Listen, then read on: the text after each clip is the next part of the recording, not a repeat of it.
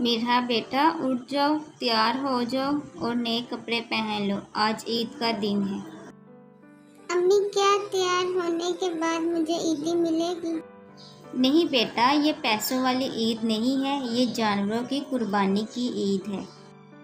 امی پہلے تو عید پہ ہمیں بہت سی عیدی ملی تھی۔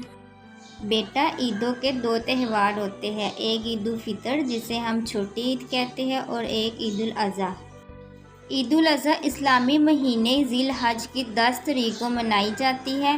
اس میں ہم جانوروں کو خرید کر ان کی قربانی کرتے ہیں اور ان کا گوشت سب کو تقسیم کرتے ہیں۔ ایسا کیوں کرتے ہیں امی؟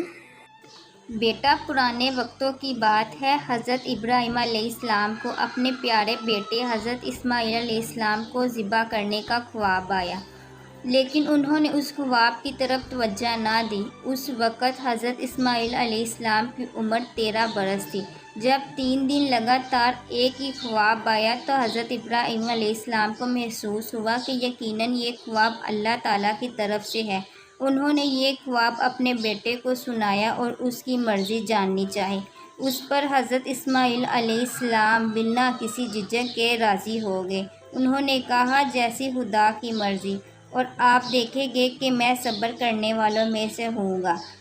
اللہ تعالیٰ کی خاطر اپنے پیارے بیٹے کی قربانی کے لیے حضرت ابراہیم علیہ السلام کی رضامندی نے اللہ تعالیٰ کی رحمت کو جوش دلایا اور اسی وقت چھری کے نیچے ایک دمبا آ گیا اور یوں حضرت اسماعیل علیہ السلام کی جان بچ گئی۔ یہ صرف اللہ کی طرف سے امتحان تھا حضرت ابراہیم علیہ السلام کا۔ ہم ہر سال حضرت ابراہیم علیہ السلام اور ان کے پیارے بیٹے حضرت اسماعیل علیہ السلام کی اللہ سے عظیم محبت کی داستان کو تازہ کرنے کے لیے جانور ذبح کرتے ہیں اور ان کا گوشت غریبوں، مسکینوں اور ضرورت مندوں میں تقسیم کرتے ہیں۔